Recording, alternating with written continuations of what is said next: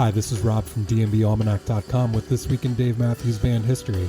In This Week in 2001, DMB played their final shows as a quintet. On May 11th and May 12th, 2001, they played 2 shows in the Woodlands, Texas that were the last with no guests. Then played May 14th and 15th in Albuquerque and Phoenix with members of Soul Live guesting.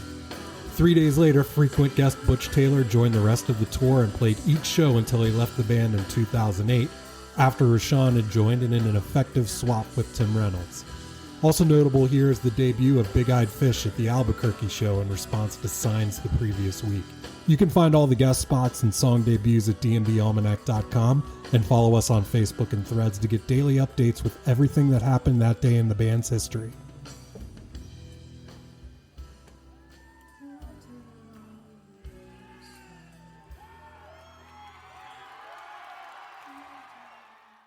Have you ever stopped to think about the fans behind a band? What is it about the music that keeps fans coming back for more? Or is there more? My name is Renae Lipsmeyer, and I am the host of this podcast, The Space Between Podcast, the podcast where we talk about the fans of the Dave Matthews Band. Each week, a fellow DMB fan joins the show to discuss their journey with the band.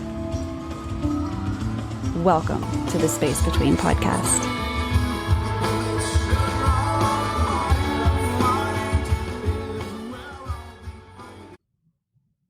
Hey guys, welcome to another episode of the Space Between Podcast, the podcast where we talk about the fans of one band. If you've never listened to this podcast before, the one band that we are going to talk about, well, kind of, is the Dave Matthews Band. The Dave Matthews Band was inducted into the Rock and Roll Hall of Fame last year in 2024. They started in 1991 in a small city. It was small then, Charlottesville, Virginia, and now they are still, after all of those years, touring the whole world. So in every episode, I have a guest of the band come on the show to talk about their experience, their journey with this band that we've all found. So like every episode, I have a guest. So I am going to let him tell us who he is, where in the world are you, and tell us something about you. Hello all, my name is Rodrigo Simas. Thank you very much for having me. I live in Lisbon right now. I'm from Brazil, actually. I lived my whole life in Rio de Janeiro, Brazil, but now I'm living in Lisbon for the last 4 years, more or less. And basically, I am a music fan, music nerd, and photographer. I work for many bands, and I'm also a graphic designer. Awesome. So yeah, I graduated as a graphic designer. So I worked like for 10 to 15 years as a graphic designer and art director. And I used to love photography, but it was always like a hobby, not a hobby, like working as a professional, but it was not a full-time job for me. Right, Always right. doing, and I always worked as working on concert production and road management. So like in Brazil, they always need people to kind of be a guide for the international bands that go there. So if Dave Matthews Band is going to Brazil, probably the local promoter will have someone that's the promoter rep, the person who is representing the promoter, to be with the band all the time, kind of being a guide, translator, something like that. Yeah, so there's a function that we always have in Brazil, and they are kind of the local road managers. So this person works with the tour manager for the band to make sure the tour goes smoothly. So that's how, not only in Brazil, most of the countries that are non-English speaking, they have someone like this just to, walk around and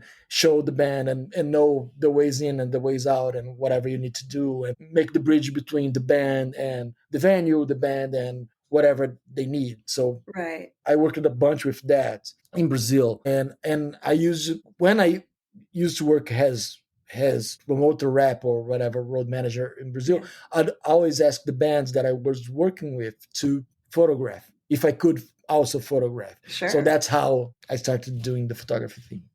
So back up just a little bit. So tell us about, like, when did you get your first camera and when did you think, okay, there is something to this that I really kind of want to learn more about? When I got my first, I don't have any idea. Were you a child or? I was a child, yeah, probably. But as a graphic designer, I was always interested in image, right? Yes, in the and being like a music lover also, and growing up in the 80s. So I was born in 79. So Me too. yeah. Oh, cool. I was born in 79. So I grew up 80s, but I really started digging into music in the early 90s. Yes. So around 91, 92, my first concert was 91 or 92, something like that. But those were my musical landscape started on that time.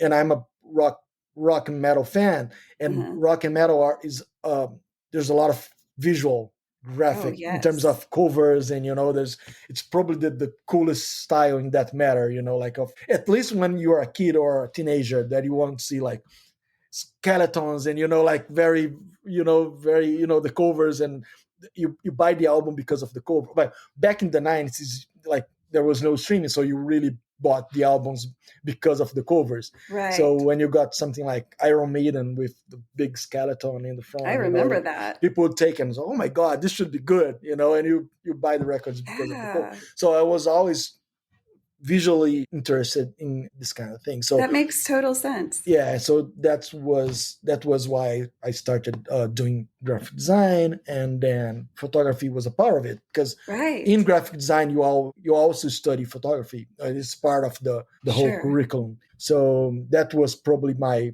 first kind of professional interaction with photography, was in the university studying design and then studying also photography. So yeah. Gotcha. You made me just kind of go back in time when you were discovering, just talking about the covers of Yeah. albums. One of my very first jobs was working at a music store back when there were music I worked stores. 4 years and almost 5 years in a music store. I loved it. It was my Yeah. most favorite job. Yeah. And the owners challenged me to discover new music, like they're how I discovered Stevie Ray Vaughan, things that may not have come to me, but I'm so glad that they did. Oh, yeah. But like you were saying, people would buy the albums. When I was working, it was mostly CDs. We did have a little bit of tapes and some vinyl, but in the late 90s, everybody wanted the CDs. CDs, But people would buy the CD based just completely off the artwork that was on the jacket. And I did too. I mean, think about how famous like that one album of Nirvana is, based just 100%. on the photography that's on the front of that album. And the story continues with that album. Something like that baby ended up suing because he was on the cover of the Nirvana album. I mean, it goes pretty deep. I love that. We talk about the Dave Matthews Band, of course, on here, but I like to know, back in 91, just like you were talking, that's kind of when you really found music. What was it that you really leaned on? Like, who were the bands that you were listening to in the early 90s? Mostly metal. Mhm. So lots of Iron Maiden, lots of Metallica, lots of Black Sabbath. My first concert was Black Sabbath. Oh, wow. So yeah, Black Sabbath with Dio singing. So that was 91 or 92 in Rio. My first concerts were Black Sabbath, Faith No More in Rio, and Iron Maiden also in Rio. Those are the three. It was all around like 91, 92. So the three were like very close together. Right. So yeah, so those were my three, and that was a lot of Guns N' Roses. Guns N' Roses was huge by that time. Yeah. By late 80s, and that was when they were really good. Yes. So, and they released the Use Your Illusions were around that, like 92 or something like that, 91, 92. So all those bands, Red Hot Chili Peppers, all those bands were like getting huge around that time.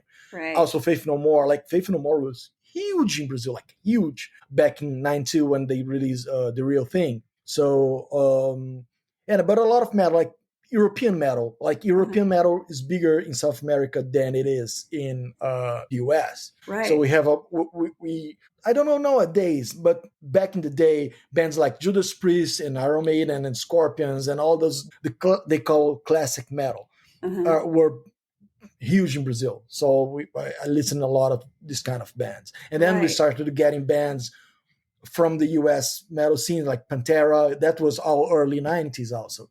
So then because the American metal is more like groove oriented, when the European metal is more straightforward stuff. Gotcha. How did you find these bands? Like, did you just go buy, like you were talking about, just go buy things and listen to it and go, oh, I like this? Or did you have someone that was kind of leading you, like, check out this band, check out this band? Just by that time was rock magazines, a lot That's of, right. yeah.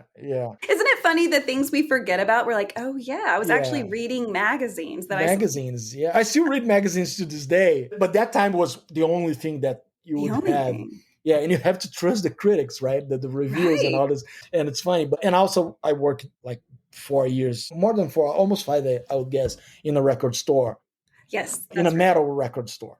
Aha, So particularly metal. yeah, it's a rock metal in Rio. So I Awesome. worked there from 15 to 19 years old, something like Wow. that. So you Yeah. learned a lot in those years. I mean, it's But like working in a library, yeah. literally. You just are going to take in information. And we know how people respond when they're buying music. They can't wait to tell you, the checker or whoever, like, this band is really awesome. You should check them out. I Oh mean, yeah, and by that time, record store were like the old record store. People would just go, not even buy music, just go there right. to spend the day there, listening to music and talking to Yes. other music fans. That was So a that good, was the best experience. So I made a lot of friends and knew a lot of people, and like and would listen to music mostly the whole day. So that was really cool. And I could listen to everything on the store, right. and also all my earnings, the my monthly salary would go straight to buy. Oh, Like I don't think they ever paid me the full salary, because I would buy stuff every month, right. almost the whole thing. Yeah. Because I started working in this store because my father said, "Hey, I cannot afford to."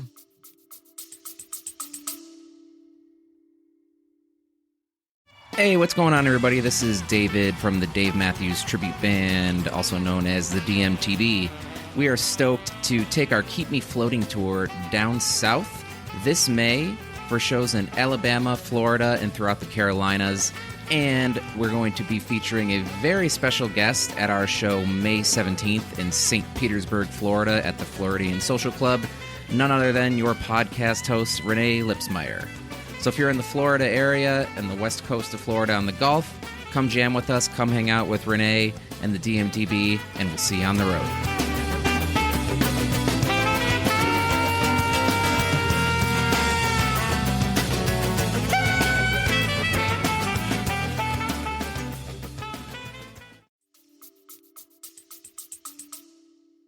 Right. Buy your CDs. Right. The amount of CDs you want per month. Right. Right. So and he said, like, I can give you a few, but I cannot. So you have to start earning your own money. So that's how I start. And aren't you so thankful that he said that? Because it really kind of 100%. catapulted you into a world that you didn't even know you were about to find. Yeah, 100%. And I loved it. The first years there were really cool. Like, imagine like a 15, 16-year-old kid working on CD store, like, it's very cool. It's very cool. Those were some of the best times. Working in a music store was definitely like one of the highlights of my life. Looking back at the time, did I realize what I was doing? Of course not. Of course not. Uh-huh. I was enjoying it, but I didn't realize like all of the life, like influential things that I was going to learn that would carry throughout my life because of that time I spent at that job. So it's wild, but I love it. So let's get into it. So we know that, metal was a big part of your life. So obviously the Dave Matthews Band is not a heavy metal band. So how in the world did you make that leap, if you will? Well, there's one thing about Dave Matthews Band, and a lot of people don't know that. Dave's a big rock and metal fan. Gotcha. And when he was a teenager or something, he used to listen to exactly those bands. It's like AC/DC, Judas Priest, Iron Maiden. He loved that band, those bands. And he still likes them. It's not something that he will listen to every day, but he still and he knows the songs. Like, I've seen him singing Iron Maiden stuff, Sure. So, and we talk a lot about that because I'm always showing him stuff. And Stefan is a big metal fan. So I'm always showing Stefan stuff. But anyway, Dave's music is kind of, it's not metal, of course, but it's all based on guitar riffs. Mm-hmm. Most of their songs are like, it's a guitar riff based songs. Right. 90%. No. But I would say 80% of Dave's songs are based on a guitar riff that keeps just repeating itself. Gray Street, Satellite, whatever, like Tripping Billies, Ants, and that's basically what metal bands do. Really? Huh. But Dave's acoustic. Yes. That's the only difference. But the structure of the songs and the guitar like the riff based songs is exactly what metal bands do. So it's not far from metal, but in my opinion, it's 100% metal. But it's only acoustic, but it's Right. acoustic metal. And at the power chords, we use a lot of power chords, which another thing that metal uses a lot. Like the way he composed, the way he thinks is because he listened to that when he was a teenager, and that stuck with him. Yes. So he just mixed that with the African music that he loves and the percussion and the grooves, and that's all the African influence. And of course, he has many other influence, but there's a lot of rock and metal, classic rock and metal in his main influence, and the way he plays, you can see that. Very interesting. So that's how it connected with me, basically because of the riffs and Carter's drumming, which is a lot of progressive rock. And Carter's also has a lot of groove in it, but there's a lot of, like, if you compare Carter to Newport from Rush, for example, there's a lot of similarities, a lot of progressive rock and rock drummers. Carter has a lot of John Bonham kind of vibe sometimes. They even play Zeppelin songs a lot because Dave likes it. Yes. So there's a lot of stuff that, goes along. But how I came to Dave, because, well, besides metal, I would listen a lot to classic rock. So Zeppelin, Rush is my favorite band. Besides DMB, but Rush is my favorite band. Rush is by far the band that I most listen my whole life, like by far, way more than Dave. Yes. Because Rush follows me since I was a teenager, and Dave came back later on. Of course, yeah. So, and Rush has like 30 studio albums or more. Yes. Dave has like 7 or 8. Right. So Rush just have a lot more albums. So, and all like old prog rock bands that I love, like King Crimson and Genesis, Jethro Tull, all those are my favorites, like ever. Jethro Tull is probably, like, if I had to choose my like top 3, 4, 5 would be, besides Dave, but Zeppelin, Jethro Tull, Iron Maiden, and all those bands are like my really top your bands. go-tos. Yeah. So I always, that's like, I would always follow that kind of music. And in 98 or 99, the band went to Brazil for the first time, Dave. Awesome. And it was a festival called Free Jazz Festival in Brazil. Oh, awesome. It was like an annual kind of festival. It's a small festival. It's like they were releasing before the Score the Streets. It was already they were already promoting before the Score the Streets on tour, and they went to Brazil in this festival to play venues like for 5,000-6,000 people. So they were already playing in stadiums in the US, and they came to Brazil to play in like 5,000-6,000 people. Wow. And the lineup was a Brazilian act, and Ben Harper and Dave. And by that time, I was a big Ben Harper fan, because in the beginning of his career, Ben Harper was he was not like a metal guy, but he had a lot of rock, like heavy rock influence. Mm-hmm. The first 2 or 3 albums are he was kind of a Jimi Hendrix meets Bob Marley kind of vibe. Yeah. So I was into that. Yes. And Dave was playing the same night. So I bought the tickets to see Ben, not to see Dave. I don't even know what Dave was. Right.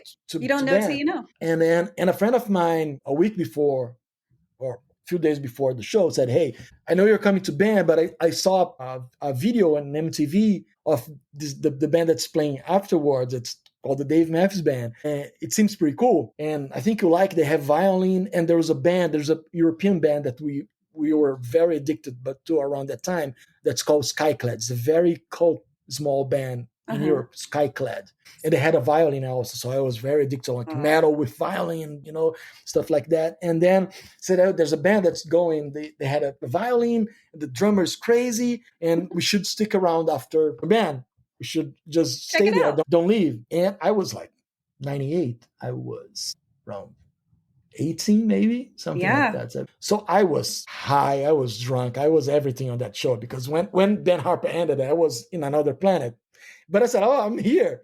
But let's ready to receive. Let's see what happens." Let's see what happens." And then it started, and I was like, "What the fuck is happening?" Right, exactly. It was kind of, oh my God, it was one of those moments. After that night, I was just, like the day after, I remember going to the day after the show, I went to a store and bought the first 3 Under the Table, Crash, and Before the Score of the Streets, like the day after. And then I started to enter that universe and to discover that they'd never repeat the set list, and started to download. By that time, it was still not like kind of download, but I found a guy in Brazil that had a lot of, he would record those CDRs, like the blank yes. CDs, Yes. and he would sell copies of live shows. He would sell them? Yeah, in Brazil. Okay, gotcha. Because we didn't have the access to record that. Right. To record or to download. It was 98, so it was still the beginning of everything and download stuff. He saw an opportunity. He was like, I got it for you. Here you go. Yeah, I don't know. I'm just trying to remember, but I know that I found this guy, and he had a lot of Dave Matthews Band concerts, and he was selling those as CDR. So I bought a bunch of those live shows, and became addicted fast. By that was 98, so in like 1 or 2 years, I was already like the biggest DMB fan. I consumed everything that I could between those 2 years. So when were you shocked? Like, okay, so the first time you ever heard of them, saw them was live. Yes. And then you go and you buy the records the day or the albums. And the funny part is that I don't remember shit about that show because that's good. That's kind of a good thing. Yeah, I don't remember like zero. Just have the feeling, that it was so good, and it was so good. And I bought all the CDs the next day, but I don't remember anything about the show itself. But you got that feeling. I got the feeling. I need more. I need a little more of whatever that was. Yes. So even if you remembered or not, you went and you bought the studio albums. Yes. And then you picked up and you got these live albums from the random dude that was shows. selling Yeah. So at what point, and I know that you kind of knew that they didn't do the same set list, but like there's such a I started to dig deep. Right. To discover a lot of stuff that's not normal for or like metal bands, for example, rock bands. They don't play unless it's like a Pearl Jam or something like that. But it's not normal for a band. And that was the time that we didn't have internet, so we couldn't look online to see what the bands were playing. So unless you were like very into that, you wouldn't know that they play different set lists every night. That's true. I couldn't, like, it's not like nowadays that if you got a band like whatever, Metallica changed the set list. Let me see. AC/DC, for example, that we talked earlier, because Dave likes it. So if AC/DC starts to tour today, we see the set list just after the show. We discover which set list they are playing, and we know that the set list won't change to the last show of the tour, probably. And that was not like back in 90s, 80s, and 90s. Like, you would go to a show without knowing, like, you could repeat, the band could repeat the set list every night, but you wouldn't know unless you went to more than one concert, right? So that was, everything was so new for me. Like, I would never heard about a band that would change the set list every night and do all this stuff. And then just how distinctly different the album versions sound between the live versions, right? Like, so, you must have picked up on that when you started getting those live albums. Like, well, now I've heard this before, but it sounded way different on their studio album. Yeah, and right after I started listening to them, they released Listen Supported. Oh, so it was live. It was live, and it was official release and a DVD, so I could see the band also, and that's a whole different level. Show. Yes. So it's crazy, but on that time it mattered, how, like, to see the band live and see. So I watched that show. I don't remember how many. Like, I could do all the drumming parts, like, playing air drumming for the whole show. Funny. Like, I watched that a gazillion times.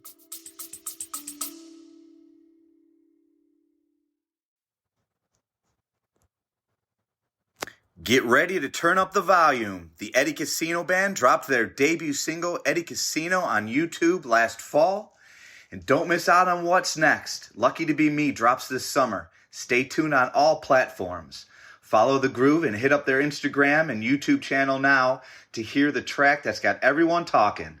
Go check out the Eddie Casino Band.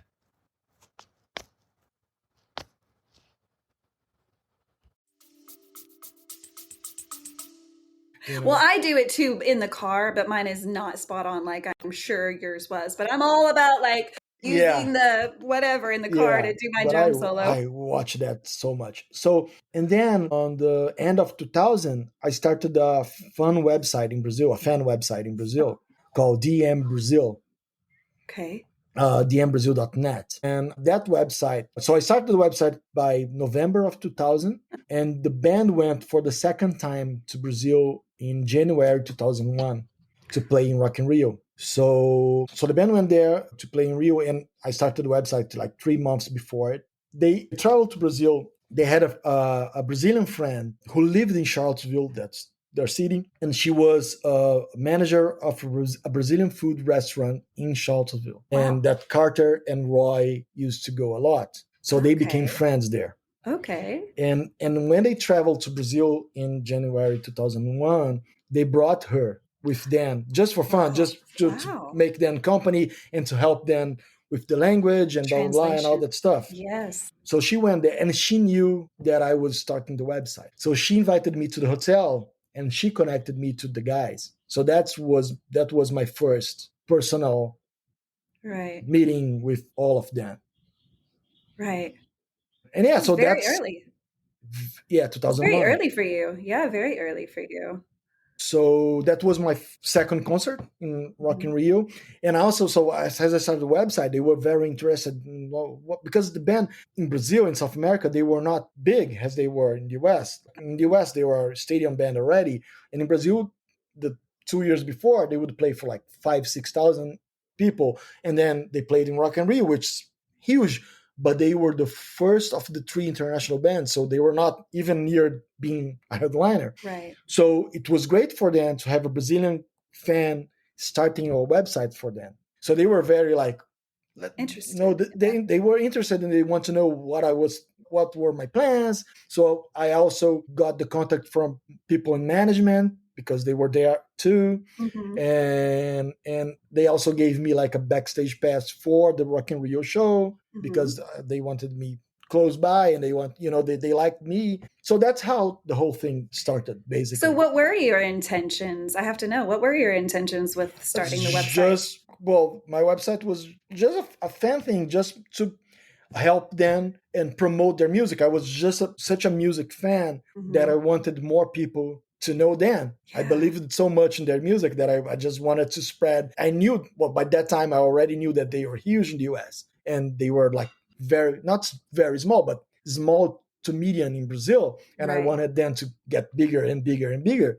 So that was the main thing, just to connect the Dave Matthews Band. Because in South America, even here in Europe, it's more like a cult band.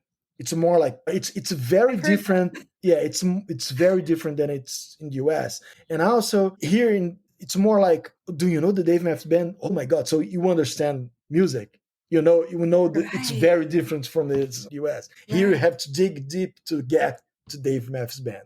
It's not, because in the US it's the country. It's like like it's more like a fraternity white people's band. It is. Heard that too. And people are more like, what the fuck is Dave Matthews? Like, we don't like Dave. They never heard about Dave Matthews, but they just don't like it. Yes. And here's different. Here's like, oh my God, the Dave Matthews Band? They are very good. So about music, right? That's how it's more like in Brazil. And in Brazil and Europe, their audience is way more rock oriented. So people who like classic rock and more prog rock bands, those are the fans that end up being a Dave Matthews Band fan. So That's it's awesome. also different. So I just had a guy on this show that lives in Scotland. So he had to dig for the music because this was before the band had ever been there. And so he found it. And so it is true how different it is for someone that lives outside of the United States to have found it, but then also to realize that they didn't get a lot of opportunities to see them live. Oh yeah, never. The guy in Scotland, he had to come to America to see them live for the first times. Yep.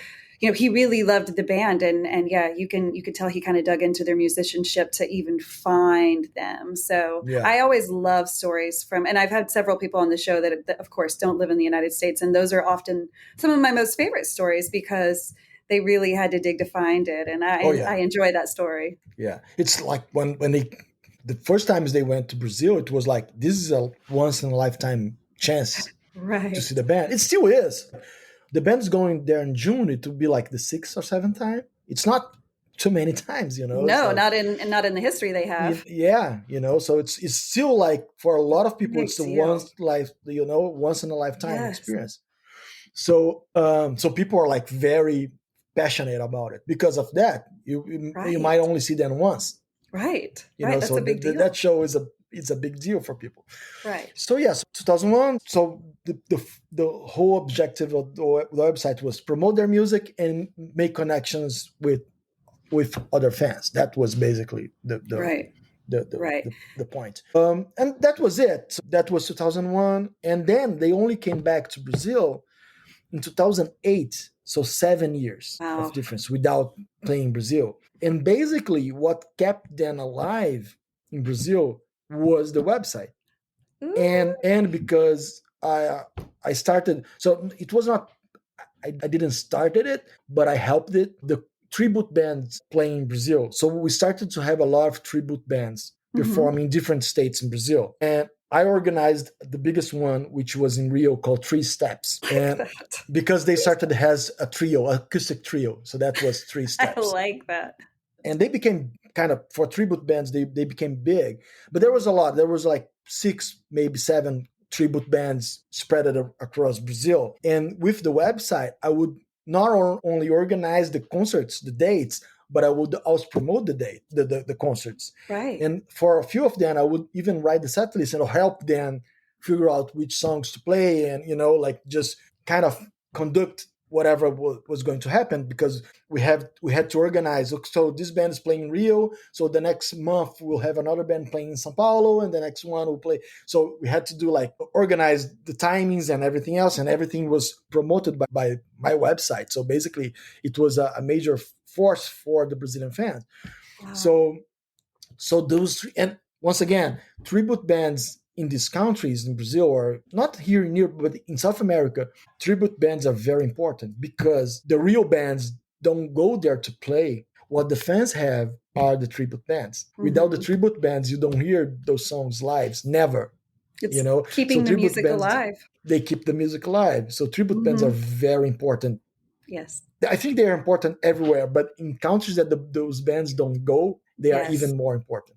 Yes. So when the band came back in 2008, they were very happy to see that my website kept their music alive, and with all the cover bands and all doing all that. But they were even bigger than when they came in 2001. So when they came, they asked for. I was already in touch with management for all those years. Oh, sorry. So I jumped around. Between those 7 years, I started to go to the US for the shows. As a fan. Wow. Just flying in to I'll catch quite the flight. Yeah, just I would always go, let's go to Disney World and go to 3 Florida shows, something like that, would combine trips and do stuff. But I would start going every year. And first, because I wanted to keep in touch with the band and management. Yes. They started giving me lounge passes and stuff like that, and then they would give me backstage pass, but every time that I went there, my main thing was contact the band to make sure they still remember me, and that we keep in touch of everything that I'm doing. But also I would always ask for a photo pass because I wanted to have original material for my website. Exactly. Yeah. So I wanted to have pictures that only I had to DM Brazil. And keep the site updated with, and also cover those concerts with material, exclusive material for the Brazilian fans. Yes. So I would always ask for a photo pass. And I started showing those pictures for the band and for management. So they started liking my pictures. So when they went back in 2008, they were very happy about the work of the website, but they also asked me if I knew any photographer for that South American run in 2008. And I said, I know a bunch, but I would love to try. And they already knew my work. So they said, we will not pay you, but you can go with us, and you won't have backstage access for pictures, but you can shoot the whole show from the front, from the pit. Right. And I said, of course, that was like a dream come true. It's a no-brainer, right? Yes. And I said, okay, of course, let's do it. So I already did that tour in 2008, being their photographer, not professional. I still was not getting paid, but I did the whole tour being their photographer in Brazil. I was the only one who was approved to shoot the whole concert every night. And then they liked the results. And then 2 years later, they came back to Brazil. So 2010 was the third time they went to Brazil. 2001, 7 years, 2008, and then 2 years, 2010. And when they went in 2010, then they hired me for the first time to be their photographer, but then starting to pay me. Right. And after that, I just start to go to the US, working for DMB. And it started very like just 1 or 2 weeks. Then the 1 or 2 weeks became like a month, and then became the full tour. And it was Right. very gradual. And because the main thing is that the band, it's not, you have, well, of course you have to be a good photographer, but I don't think for any of the bands that I ever worked, that's not the main thing. You have to be a good photographer, but the band has to go along. Of they have course. to feel relaxed, and Of they have to course. feel secure, and they have to trust you. So trust is way more important than your course. actual being a great photographer, Of course. And so so they were getting used to me, Right. and They when got to more know and you. more my access was Right. growing. It sounds like you kind of were the link between the growth of you started the website In South America, for sure. You really did help grow the fanhood in Brazil. And it sounds like, of course, I don't know this, but it sounds like to me, just as a listener, the band kind of took notice that, hey, this dude is like really pumping us up. And now we're going to go to Brazil more often because we do have a larger fan base because of all of the work that he's put forward. Yeah, it was basically that.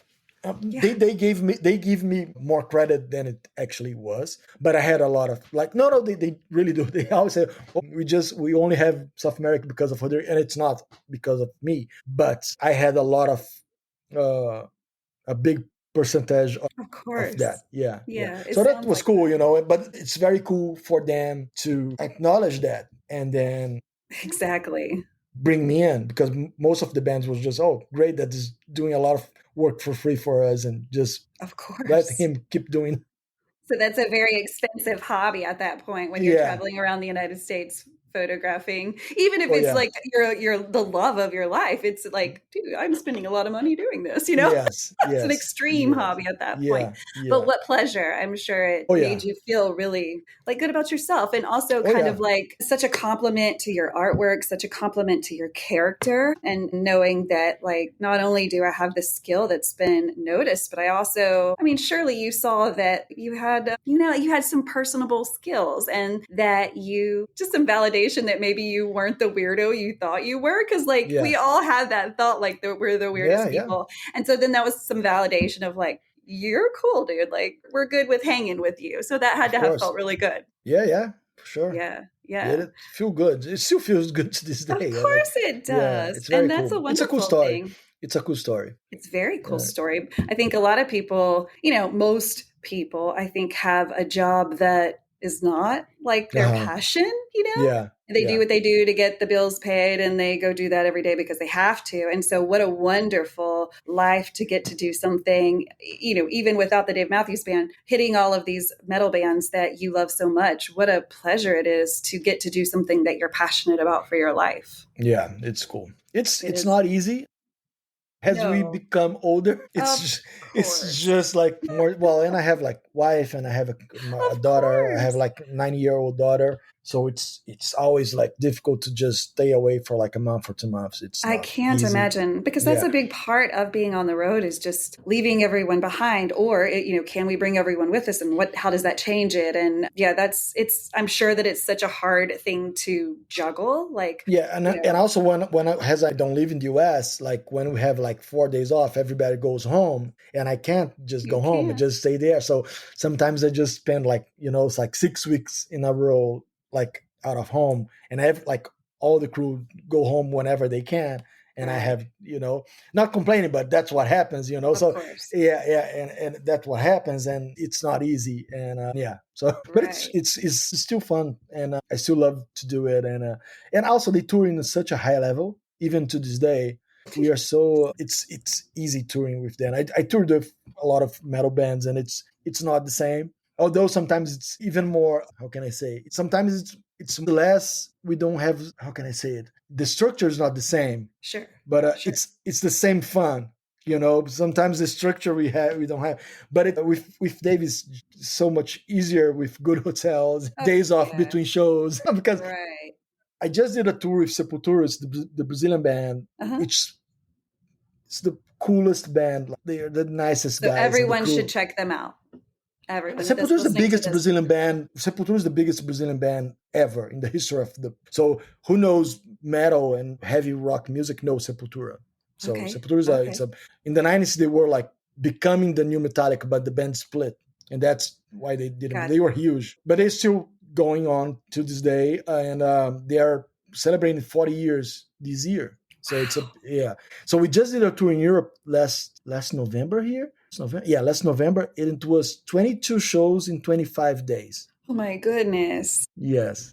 Oh my goodness. We don't do that with Dave, for example. So it's way easier to travel. But it was so fun, and the band is so cool, and the crew was so nice that it was not, because on paper when I got the dates, I was like, "Fuck, I'm so fun." I don't have. I get that. I can't I don't I can't. I'm seeing everybody killing each other in 2 weeks. After I saw that schedule, and in the end of the tour, it was like this. And then everybody was so happy, and the tour went so smoothly. So it was. That's amazing. Really fun. That means all the right people are in the right places. When things just work, it's not coincidental. It is the way things should be. And metal. Well, my experience is that metal people, besides the external faces, and sometimes the metal fans look more evil than. But they are usually the nicest people. Like my favorite people in the world are the metal people. And metal festivals, you never see so many, they are the most polite audience ever. If you go to the only festival, when my wife was pregnant, the only shows that she would go would be metal shows, because she always says, I feel way more protected, and I know that anything will happen to me in metal shows, and I don't go to other shows because the fans are not there only for the music. And in metal shows, people are there 100% for the music. Yeah. So people are very, so they're not there to get chicks or to get, they're just there for the music. And my wife would always say, metal show, I would go anytime. But I wouldn't go. I've only been to one heavy metal concert, only one, and it was Metallica. Well, they are not. Well, they are metal, but it's just a circus right now. No, they're very metal. No, they are very metal, but it's just they are so big now that you can't say it's a metal audience, because it's just became everyone. It's just everyone. It's a circus. It's a circus. Been around forever, and so I definitely I don't want to say I'm not a fan. I don't follow their music. I grew up at the same time period you did. I'm born in 79. So in the 90s, everyone knew Enter Sandman. Everyone knew that song. That was the song that I don't care if you listen to them or not, you knew that song. I think it's the only song that they play in every concert, because they change the set list as well. They have 2 or 3 songs that they play every show. Is that one? And that's one of them. Enter Sandman is one of them. Yeah. Gotcha. Well, what I took away from that show, my husband is a huge fan. He likes metal. Okay. He took me to that show just slightly after we got married. And so I was like, oh yes, I'm going to go. It's going to be fun because we're together and we can do anything and it's fun. And I went there and I felt so weird just because I didn't know any of the music until they played the one. And I was like, finally, the one I know. But what I took away from that show was visually, the concert was out of this world. Of this world as far as what I could see. They were on a stage that spinned, and so everybody was coming around, so you had a good visual of each person, but then also just their visual effects. They had TVs coming down and moving all over the place and different things on. I mean, I almost didn't watch the band as much as I just watched what was happening in the room, because it was happening. So much going on, the music and then the stuff going around. And then they had the drones that did this cool thing. And I was just like, wow. So I was totally entertained. Just didn't know their music, which is just kind of weird feeling after going to concerts where every verse of every song, yeah. But it was really awesome. Metallica is they became like it's way more like they became way bigger than metal itself. It's just there. How It's long out have there. they been a Yeah. band? Do you know, just off the top of your They head? they started back in 80, I would say 82 or 83, something So like when that. we were like 3. Yes. Yes. Forever. Yeah. Well, at Yeah. least our forever, right? Yeah. Yeah. Their biggest Black Album, I think, is 90 something, 91, maybe. The Black Album, the one that has Enter Sandman, it's probably 91 or 92 or 93. Wow. I think it's 93. But they had their biggest one is before that's Master of Puppets, an album called Master. I am That's familiar with that. 86 or 87. Yeah. That was their third album, and it's from 86 or 87. So, And do you know why I'm familiar with that album? It's from working in that music store. well, I see? learned so much about every band, about every genre. I mean, that's truly how I found, well, not how I found jazz. Jazz had been in my life a long time, but blues, bluegrass, country, just there are so many different kinds of music. And there's something wonderful, I think, in every genre. But then the crossovers, like you say, there's a lot of things that you can pull from any genre and find similarities in, you know. And that's one thing that I love about Dave's music. It's just a mix of a lot of everything. They don't have a style. They are Dave Matthews Band. Right. And it's just a mix of a bunch of stuff. It is. And there's no limits to what they can add to their music. You know, so they can do like a samba tune, like a Brazilian samba tune mixed with their style, and it would still be Dave Matthews Band. Or they can do, for example, Madman's Eyes. We were talking about metal riffs. Madman's Eyes is a metal riff, 100%.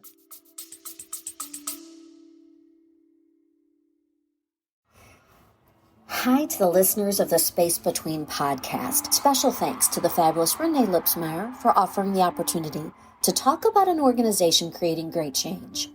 It's me. Hi, I'm Carolyn Markle, and I'm the founder and CEO of SafeInHarmsWay.org. I'm a survivor of domestic violence, and my organization was born out of a profound understanding of the unmet needs faced by those escaping abuse. Because we've got a problem with domestic violence across the world, and in the United States alone, close to 60% of the population experiences some sort of intimate partner violence in their lifetime. What compounds that problem? 40% of the calls to the National Coalition Against Domestic Violence go unanswered. And in cities everywhere now, shelters are at capacity and funding has disappeared. At Safe in Harm's Way Foundation, we were made for this moment in time. We do not take any federal funding, which allows us to pivot where needed to directly address the issues that are most affected by any person navigating violence. So check us out for yourself, for someone you work with, for someone you love. SafeInHarmsWay.org. Online solutions 24/7 for the most intimate choices you'll have to make in your relationships. Yeah, I hear that. And I just recently kind of picked up, I am a music nerd, as you self-proclaim yourself to be too. And I just keep digging, right? And so now where I am is really trying to pick up those riffs, right? And I am friends with Rob, who does the DMB Almanac, and I'm texting him every day. I think yesterday's text was, I can't remember what it was originally called, like pray something. And it eventually turned into Don't Drink the Water. Because I heard it and I was like, I hear it, but maybe I'm going crazy because I don't know. Don't Leave Me Praying? Don't leave me something. I can't think of the exact one. And I know anyone that's listening to this is yelling at us right now going, dur, dur, dur. But I heard it. And so I immediately texted Rob and I was like, am I going crazy? Leave me praying, maybe. Or just Don't Leave Me Praying or Leave Me Praying. Something like that. It is. But that morphed into, that is like, from a fan, we haven't heard from Dave, but like we think that has morphed into Don't Drink the Water just because there's so many similarities in the sounds. Yeah. So I'm He really does that a focusing lot. on things. He does. Well, Yeah. yeah. And I enjoy that. And I'm really enjoying throwing one song into another song and then going back to there's nothing that they can't do, and everything works for them because they do have their own said style. There is no Yeah. one that is playing exactly like them. And that's what's wonderful about them in general is there's a lot of music in the world that does sound similar Uh-huh. to other people Oh, yeah. and is on purpose, maybe even. So I've never heard anyone, and I'd love to know your take on this. Have you ever heard anyone that does truly sound like them other than like a tribute band? No. That's really cool. That's really cool. Yeah. Yeah. All my really like favorite bands, they all have their own style. Like there's no band that sounds like Rush. Like no, there's band that try to copy them or sound like them, but Rush is Rush, you know. And there's a lot of like Jethro Tull is Jethro Tull. There's no band that sounds like Jethro Tull. So all my favorite bands are kind of just you can first you like I don't like bands that are very like closed in one style that cannot play any other, you know, like so I like Dave because of that. One song is a jazz song, the other song is a very influenced by rock song, and then you know there's a lot of styles mixed into there's a songs that goes into a salsa jam in the end, stuff like that, which is really cool, you know. And most of my favorite bands are bands that don't follow one exact music genre, just do whatever they like to do, you know. Right. Yeah, music is music. Right. Like it's the same as like countries, like you want to do like a imaginary line and say, oh, you know, this is Brazil, this is Argentina, but we live in the same world. It's like the same thing. It's just a land, you know, that someone said there's a limit. And music is the same.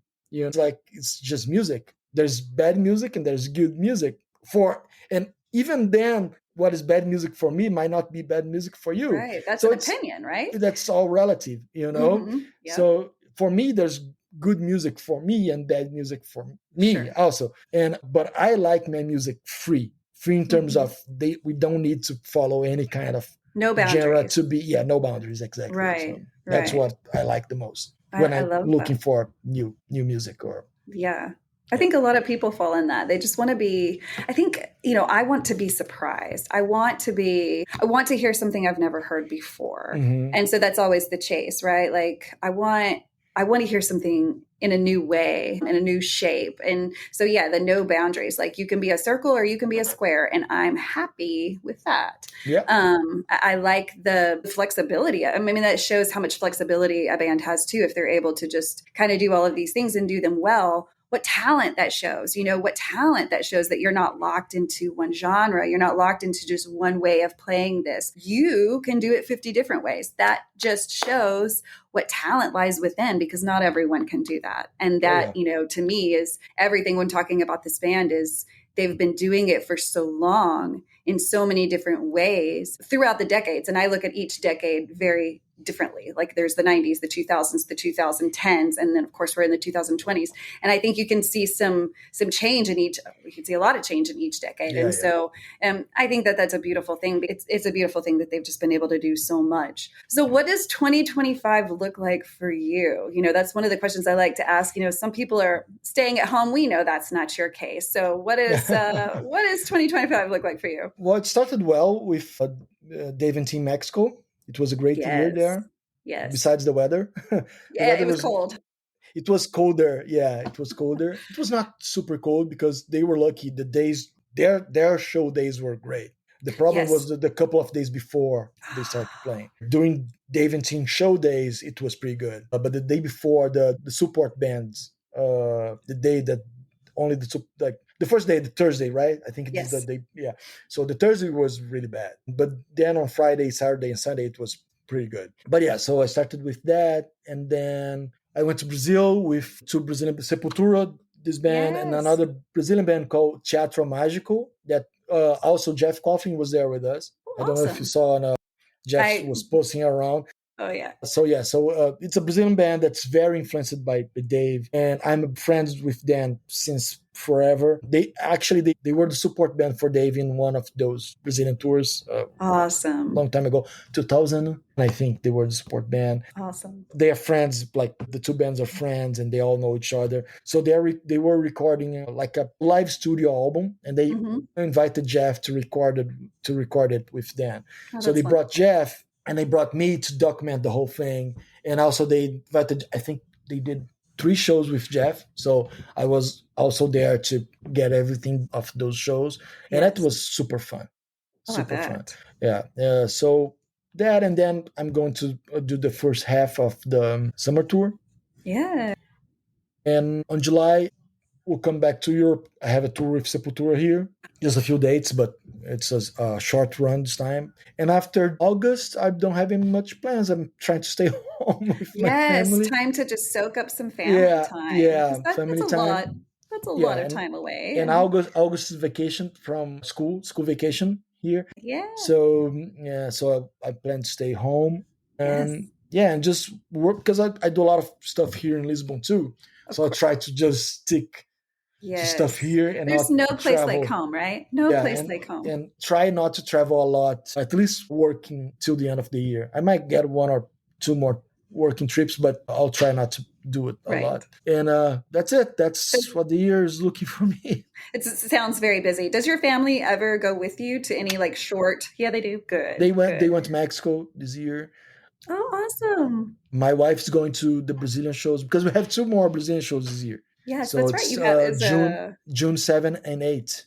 Yes, it's a festival, but they are the headliners, and so I guess it will be like 2 full sets. That's what the festival is saying. So I guess they do 2 complete sets there. That's awesome. And it's great. It's a Saturday and a Sunday in Brazil, and it's the first time ever the band plays 2 back-to-back concerts in the same city in Brazil. Wow. So that'll be fun for the Brazilian fans, because they never saw 2 shows without repeats, because usually when the band plays for 2 nights, they never repeat the song. So people in Brazil that are going for the 2 shows will witness for the first time 2 different sets. Are you hearing a lot of excitement, like a lot of chatter? Like, are people just like, can't wait? Yeah.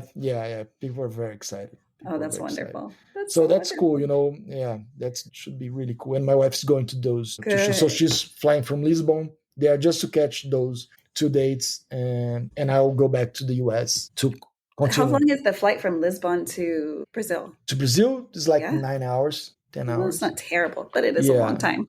It's a long time. But usually it's during night, so just sleep the whole flight, and when we wake up, we are there. So it's no better way. Difficult. Yeah, it's not. I'm so used to it by now, so like I don't care. Yeah. Well, I cannot thank you enough for agreeing to be on the show, just to kind of tell your fan experience. Of course, that's what everyone does on this show. And of course, your story is very completely different than everyone else. I really enjoy the fact, just hearing that perspective from someone that doesn't live in the United States. I just really enjoy that side of the story, because I often say on this podcast that the Dave Matthews Band is not just strictly an American band. It is a worldwide. It is out there. They travel a lot, and just, reminding people that they're still out there. They're still very active. They're at the top of their game, is what I personally believe. I think as a live band, they are on the top of their game. So they're so good. And I also say, we don't know how much longer we have. We're going into 35 years. And so I encourage anyone that's listening to this or watching this on YouTube to definitely check out the Dave Matthews Band. You're not promised tomorrow, guys. And so get them while you can. Life is short, but sweet for certain. So definitely be sure to see them if you can. Well, Rodrigo, thank you so much for being on the show. Very cool. I appreciate you, and we will see you later. Guys, if you're listening to this on a YouTube or watching this on YouTube, be sure to check it out on your favorite podcast app. And here's a thing that you can do. Do the things that your children tell you have to do. You have to subscribe to the YouTube channel. And when you're there, leave a comment. All of that helps boost that up in the YouTube world. And then, of course, on whatever, Spotify, Apple Podcasts, wherever you're listening to this, definitely leave a review. And that helps push this podcast out to other Dave Matthews Band fans. And of course, this podcast doesn't have a chance to continue unless future fans fans, new fans, current fans keep coming forward to share their journey. So if you're interested in sharing your personal journey, reach out to me on Facebook or Instagram or TikTok, and we'll get you scheduled to share your story. Rodrigo, thank you so much. And guys, in the meantime, until the next episode, peace, love, and Dave Matthews Band.